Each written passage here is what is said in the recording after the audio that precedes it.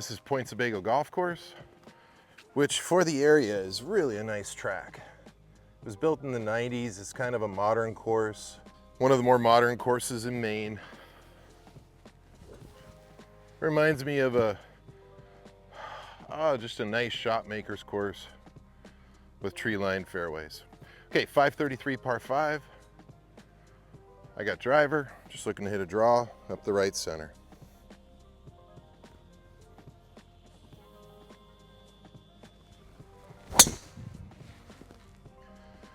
That'll do.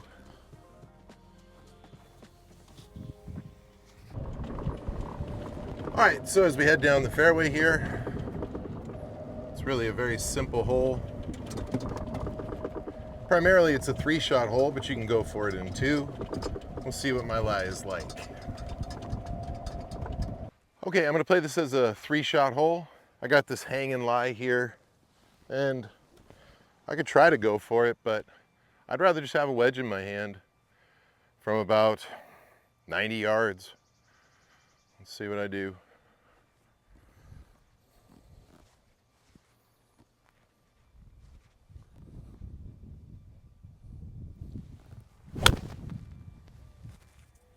That'll do. So I hit 4-iron there, and you'll see once we get over this hill why it's not particularly advantageous to go for this green in 2. If you're familiar with economy or economics, it's about opportunity cost. Okay, so the first thing I do when I get to my ball is I check my lie. Lie's decent for not being in the fairway. I'm in the first cut here. Ball's sitting down a little bit. I can expect the ball to jump maybe a little bit more than it would if it was just off the fairway. It's gonna have a little less spin on it. Then I check the wind, and this wind here is what traditionally you might call about a 1.5 club wind.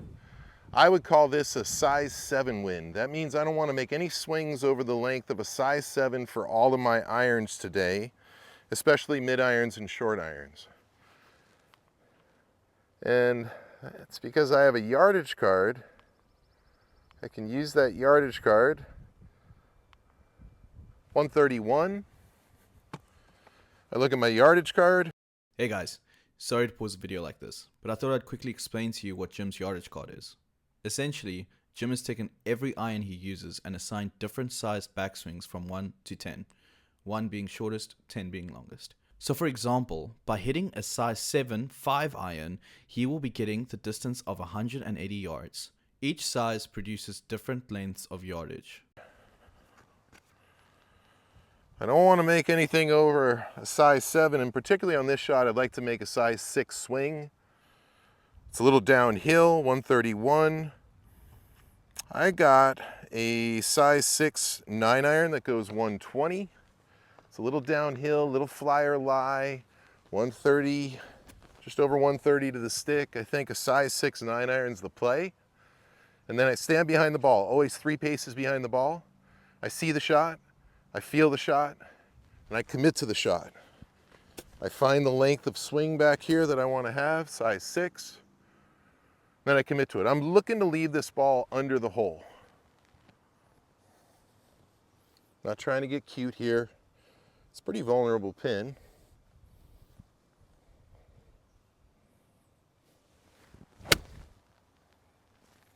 It's right at it. Let's see if it's the right length. Oh, that'll do. Just what I wanted to do. Just under the hole. Leaves me a nice putt at birdie. Okay, looks like I'm probably 12, 13 feet there, right under the hole. So as you can see, it was the right trajectory, it was the right play coming into this slope.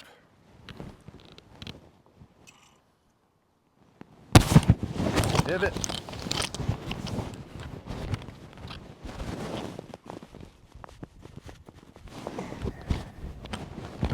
Boy, I'm pleasantly surprised with the condition of the course. Okay, when I read my putts, first I get a look at it from behind. And then from there I do a little lap around it. I see inside left edge when I first look at it. Plus I see a pretty big slope. Now I look around the green, I look for some telltale signs that might reveal where the low point is. And you know, that's the fun of reading greens.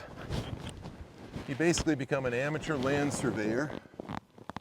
You try to figure it out. Okay, so initially I saw it going right. I don't think it's gonna go right. I'm gonna hit this thing straight. It's up a pretty steep hill.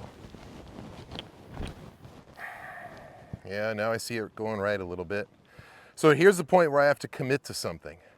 I'm not sure if it's straight or if it's gonna go a little right. So I'm gonna hit it inside left edge and take my chances. Right now I'm seeing the putt roll inside left edge and go in.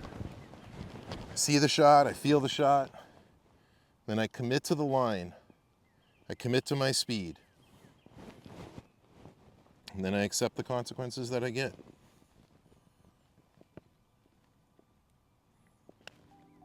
No. So it looked like it was going to come left a little bit. And that hill was pretty steep. But par it is. Okay, it's a little par 3. 155 yards to the stick. We got that size 7 wind into us. And the pin's right center, so I'm looking to hit a little fade into the pin. There's trouble right, there's no trouble left, so I'd rather miss the ball left before I miss it right. And I look at my yardage card, and because of this wind, I'm gonna hit 6-iron. I'm gonna hit a size 6 6-iron.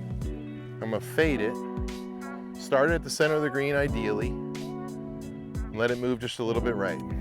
So I find my length of swing, I get my sense for hitting the fade, which is all explained in my school. And then I commit to the shot. I see the shot, I commit to it, I believe I'm gonna hit it, and then I accept the consequences. As I look at the green, there's trouble right. All I see is the left center and the center of the green. That's where I'm looking. I'm gonna feed the ball into the pin ideally.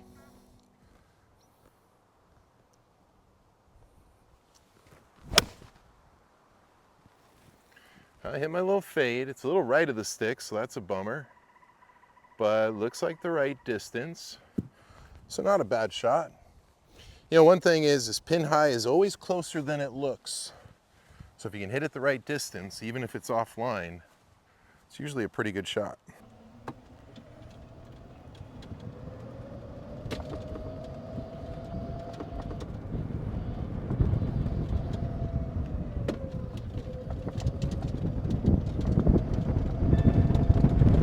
Looks like I'm just shy of pin high or pin high.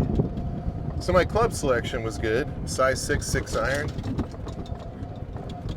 Yeah, that'll do. We gotta look at it.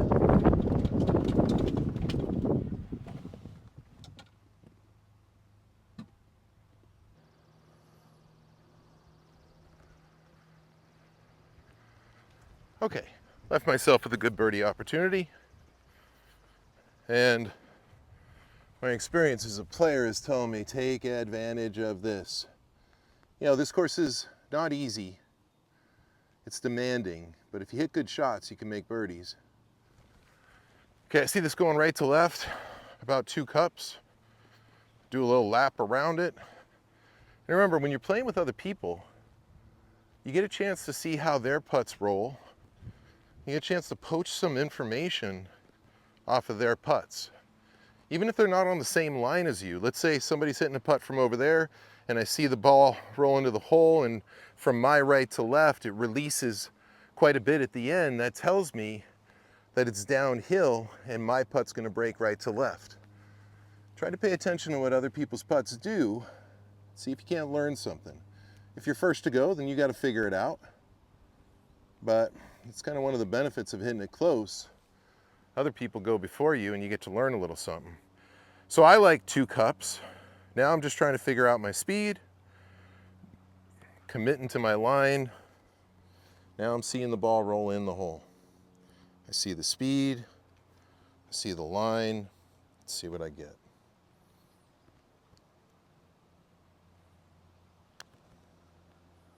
Short. Short and in the heart. Okay. So I'm learning these greens. And as I learn, if I'm making pars, well, life isn't so bad.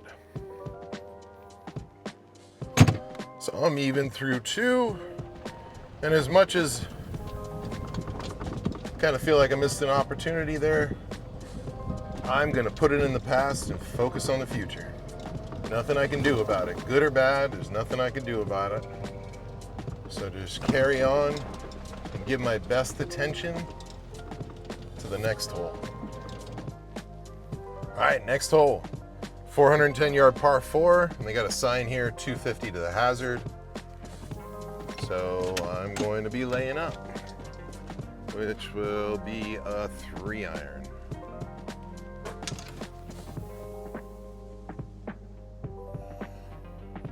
Okay, I've thought it through and I'm gonna hit 1-iron. Just because of all this wind. Got enough room to hit my draw. Just inside the tree line.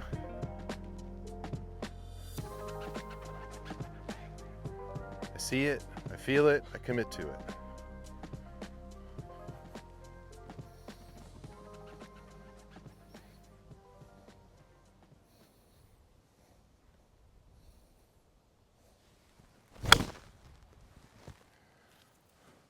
Well, it's a little more left than I wanted, but I think it's going to do just fine.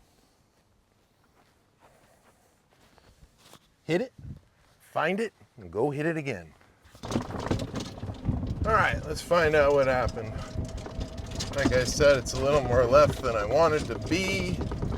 And I see this bunker down here.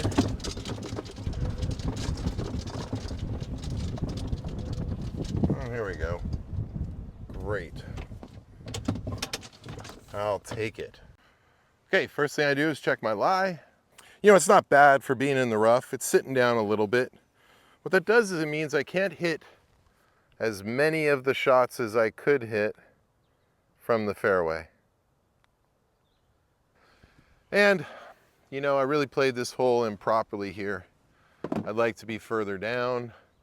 I'm 196 stick into the wind. That's a size 8 4-iron. Now, once you get up into the longer irons, I'm not too concerned about the wind because coming out of the rough and hitting a longer iron, this ball isn't going to be spinning much anyway. You know, from that lie, 4-iron looks like it's going to be a little tricky because it's kind of a hanging lie running down this hill. So I'm going to hit 5-iron. I'm going to size 9 5-iron and just commit to it. I'm really not in a good position here on this hole. I don't want to compound the problem. If I could be on or front left, short of the green, I'm stoked. Good opportunity to make par, maybe even birdie. I see the shot. I'm still going to be hitting a tight little draw, but off of this lie, it's not going to want to draw as much. So I'll just anticipate that.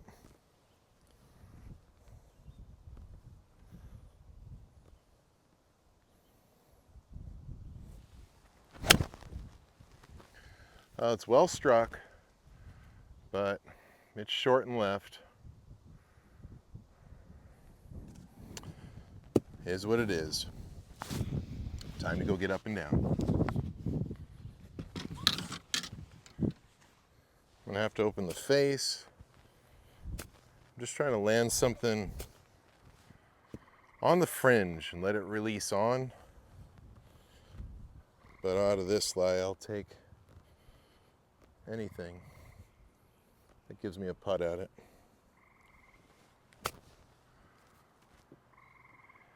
Yeah.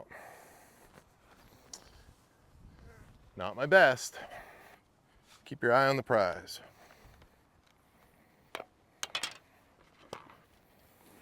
So during your round, momentum's a big thing. I played the first couple holes well, you know, doing what I want to do, just missed a few putts. Now this one, this is important for momentum. I make this putt, it's almost like putting wind in your sails. Okay, see it inside right edge. Let's see if I've learned something about the speed of these greens.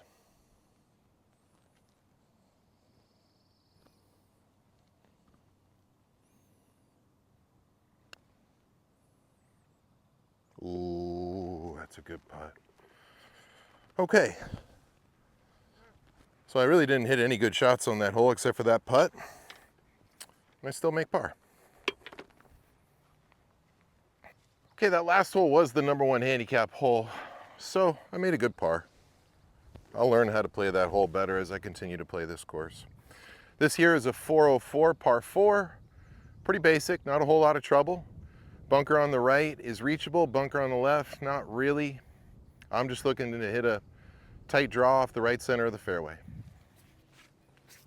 See the shot, feel the shot, commit to the shot.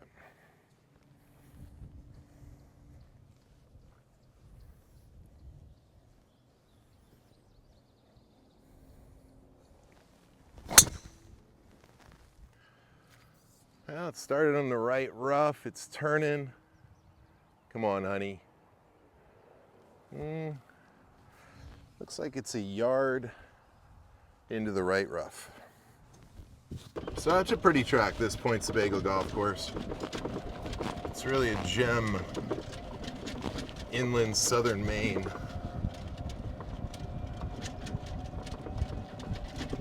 Okay, first thing I check my lie. Ball's sitting down and the grass is growing over the top of it, which means I'm likely going to get a fly or lie. And this isn't a very difficult shot, but with that lie, it complicates things. I got 144 stick.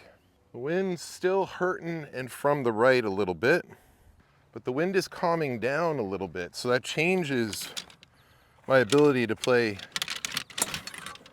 a longer size swing. So 144, and I basically have to gauge how much this ball is going to jump out of the rough. I'm going to hit a size 7 9-iron. I'm just going to trust it. It is what it is. When you're in deep rough, the ball's not going to move as much from right to left or left to right. So I'm going to play it just right of the hole and see what I get.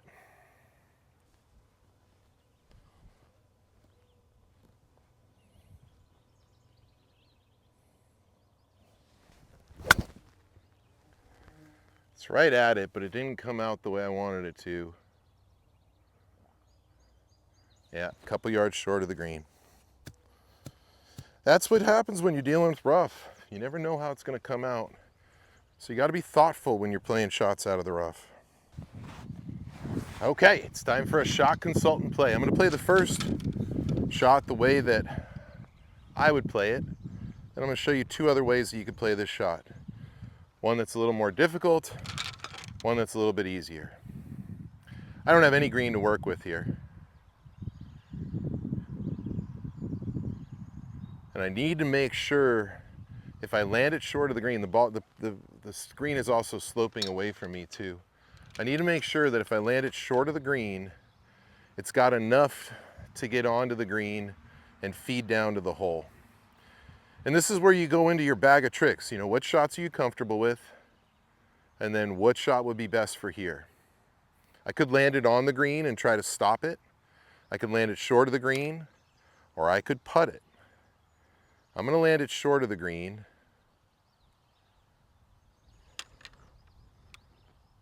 With a 52 degree. And I'm seeing it here. This is a pretty flat spot right here. I feel like if I 2 degree right in here, maybe a little further, it's right about here. It should feed on and down. Let's see what happens.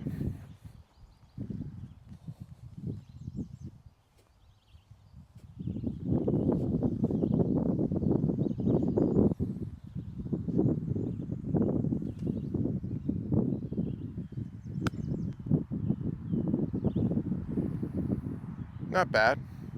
4.5 feet by. All right, now there's two other ways that you can play this shot. One is more for beginners. You can putt it. Now, when you're putting from off the green, you're basically saying that you're not trying to make it. You're just trying to get it on the green, and probably within 10 feet would be great. Now, it doesn't mean you can't make it, but when you include this variable of all this longer grass here and trying to figure out how to roll the ball through it, it's going to be a little bit difficult to gauge speed. But the reason why putter is a good choice for a beginner is it's very easy to make solid contact. So now I'm trying to gauge the speed. And basically, I just want to be on the green.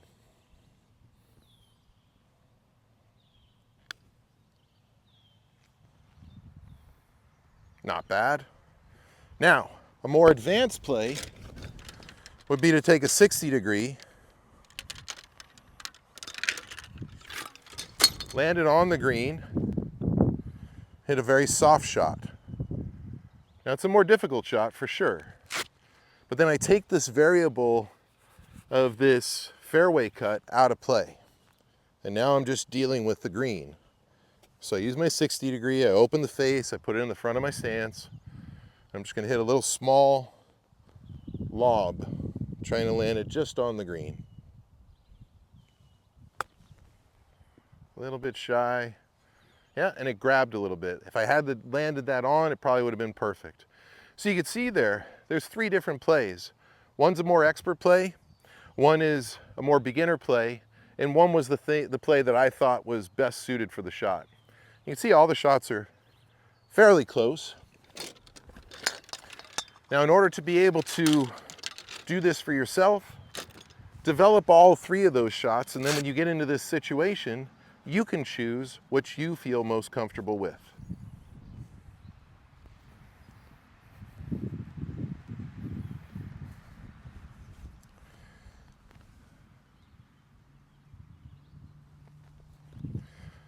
Okay, after that last good par save I made, I definitely don't want to let this one slip away. This one's inside right edge.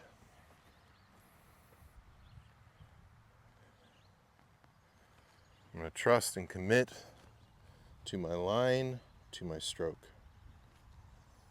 I see it going in, I feel it going in.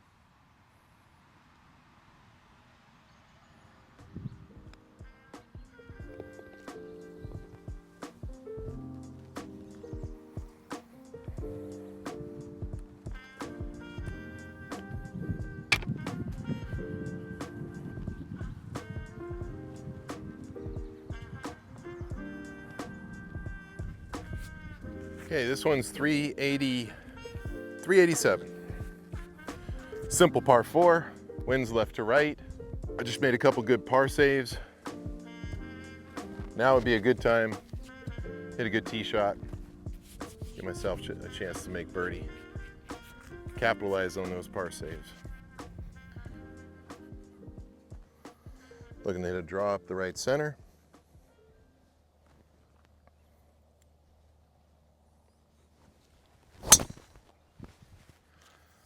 A little low, but that'll play. Okay, I got an excellent lie, dead center of the fairway. Got 104 stick. And here's the thing. The wind is calming down a little bit, so I could start making some fuller swings. I can hit a size 9 56 and fly it all the way back to the top tier. I got that at 102. But I'd actually rather land the ball more in the center of the green, let it take a hop and chase up that hill. So that's a size 5 pitching wedge. And I like that play. I don't like flying balls all the way back to a back pin, because if you go a little bit long, you're now short-siding yourself. And short-siding yourself is no way to play this game. If I hit the size 5 pitching wedge and it doesn't chase up that hill, I'm still in the center of the green. If it does, I got a good chance for birdie. I've practiced this shot, I'm comfortable with this shot. So I'm gonna hit a size 5 pitching wedge, which I have booked at 104. So it should be a really good yardage for me. I see the shot, I feel the shot, I commit to the shot.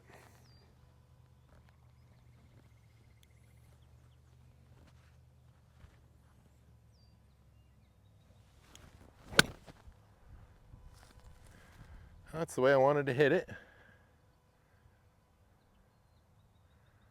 I think that's kind of nifty. I like that play. I took long out of play.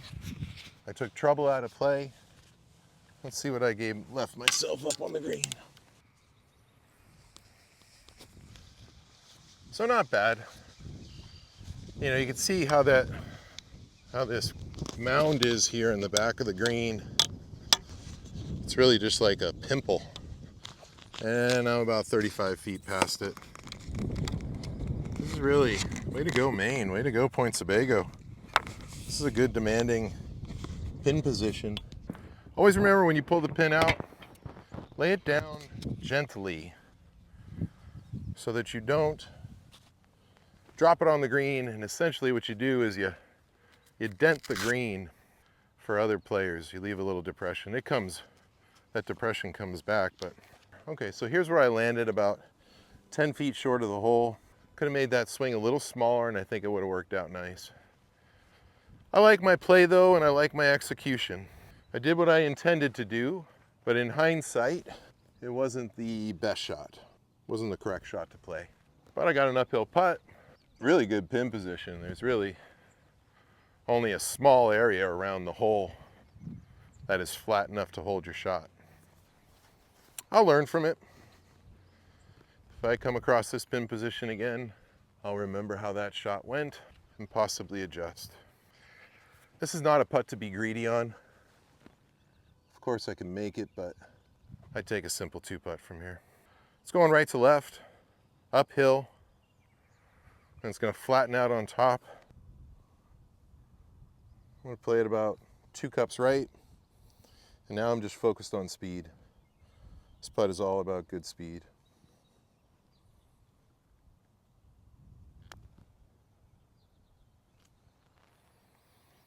Well, speed was good.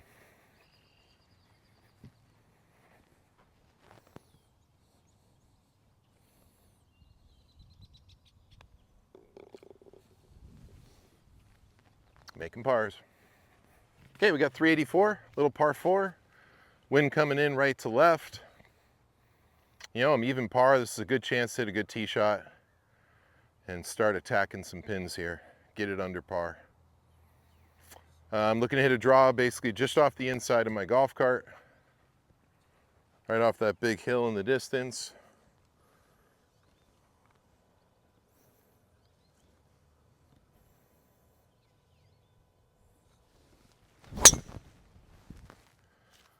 Yeah, that'll do. Oh, what a pretty little golf course. Way to go, Maine. All right. Yeah, this is a good spot to be.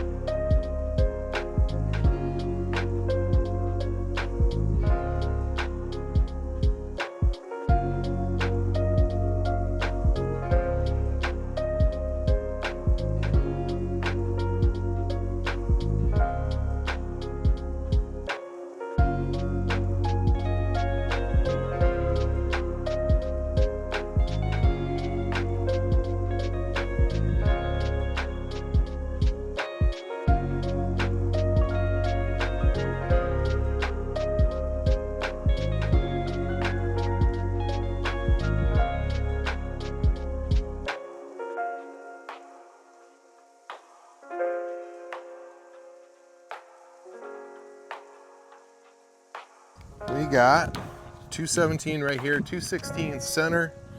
Let's see if I can get a shot at the pin. 214. First try. So 214, finally, this is the first hole where the wind's gonna help a little bit. Feels like it's helping and pushing a little bit to the right, which I have to remember for my draw, that's not entirely a helping wind. It's not a hurting wind, but when the wind is pushing this way and you hit a draw, it's not as helpful as if you hit a fade. Now I could hit a fade here, but it's not the shot. I'm looking at the green and I want to come into the pin with a draw because the pin is left center on the green. So 213. I like 4-iron. Let's just make sure what size it is. Yeah, it's between a size 9 and a size 10 4-iron. All right, Maine. Even par, and this sure would be good time to stuff one.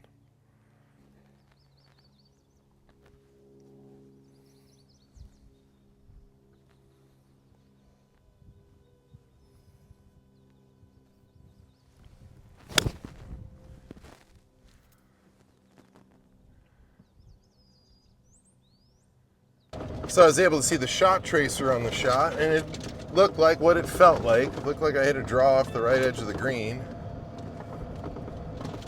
And see how it worked out. I ended up just shy of pin high and a few yards off the green on the right.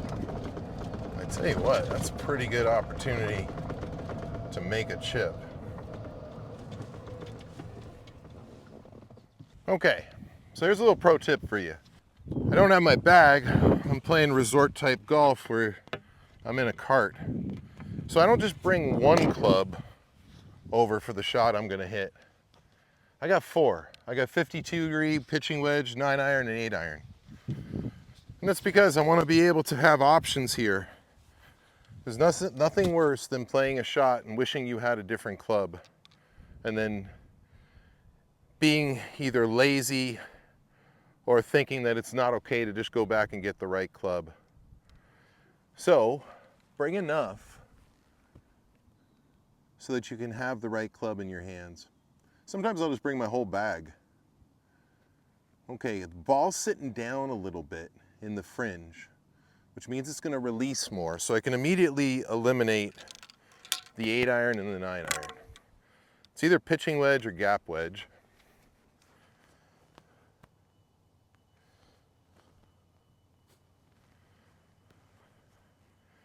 And I'm going to go with gap wedge just because the ball's sitting down. Now, once I decide which club I'm going with, I commit to it entirely.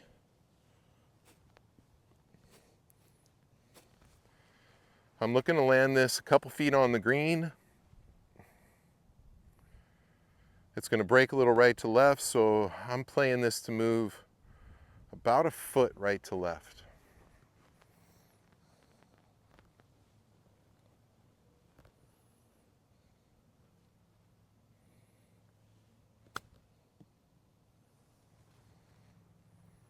You know, it didn't move as much as I thought it would.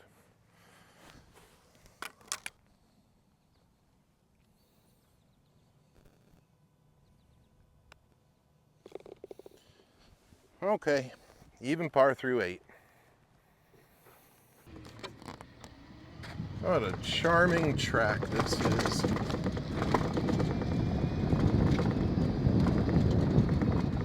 Through the woods of Maine. Oh, I remember this hole.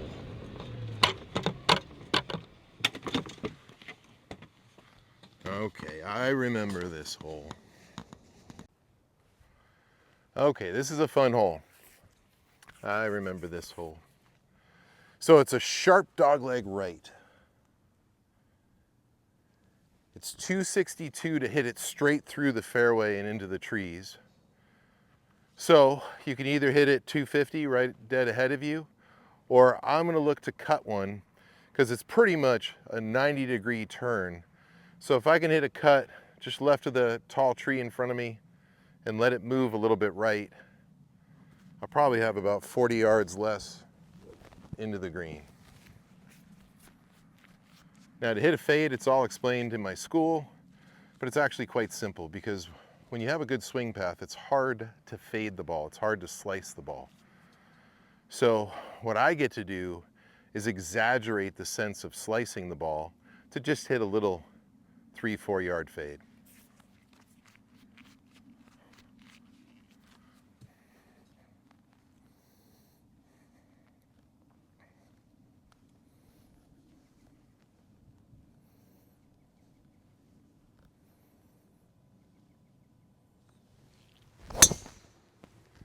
Right up over the top of the tree with about a 4 yard fade. Let's go see.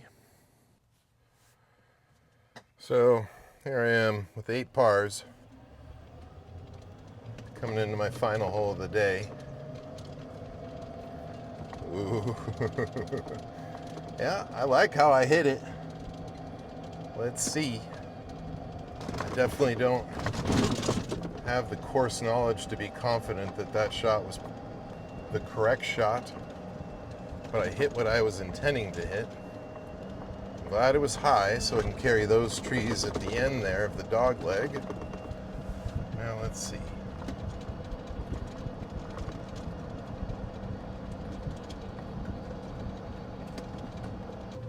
There's a good shot.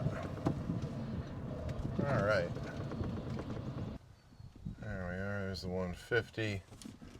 Looks like I'm at about just over 130. And you can see back here the perils of the tee shot. That tall tree in the distance was the one that I hit it over the top of with the fade. And it ends up there. Pin's back. It's been at least 15 years since I've played this course, but I do remember that long is death. 142 stick. So I'm about 135 center of the green, 142 stick. Wind's helping my draw a little bit.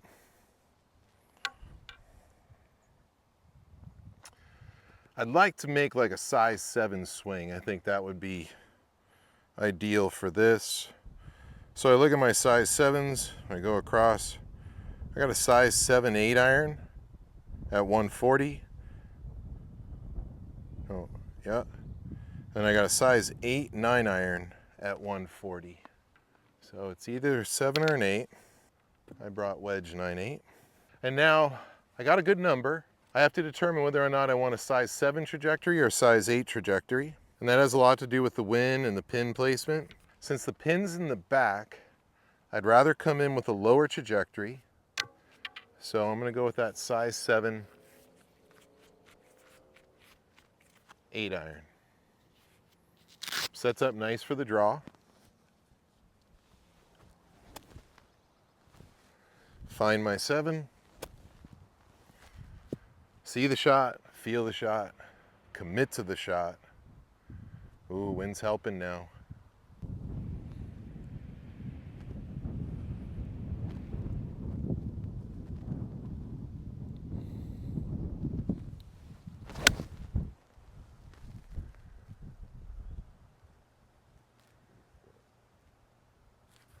Oh, we'll see. It's kind of hard to see. The depth perception, the green's a little bit elevated, but we will see. Okay. Oh, right on, just a little bit behind the stick. Wow, look at that hump in the middle of the green. Boy, that worked out quite nicely. And I can't say I knew how difficult that pin position was with that hump right there.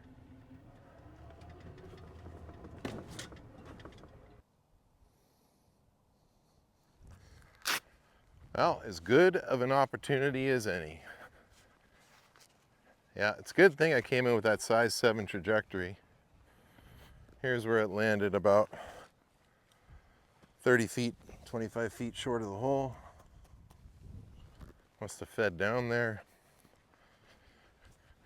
I believe it took a look at going in. That's fun. All right.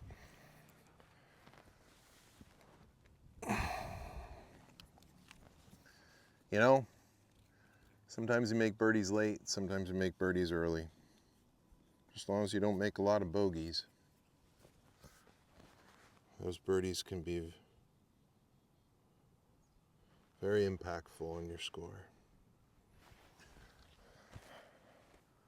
Yeah, it's not a long putt, but it's doing some stuff. It's kind of going up the swale. It's going to move a little left. Yeah, I could feel the break coming down as I walked under it there. It's a little downhill to begin, then a little uphill at the end. Little mover left. I think it's a half a cup. I think it's a half a cup with good pace.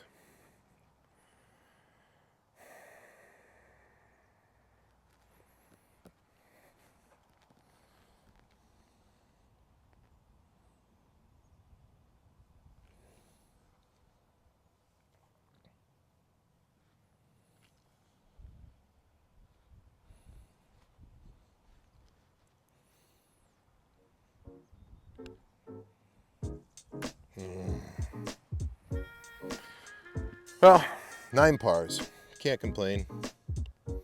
No bogeys. No birdies. Thanks for coming along. Join the Academy and start improving your golf game today.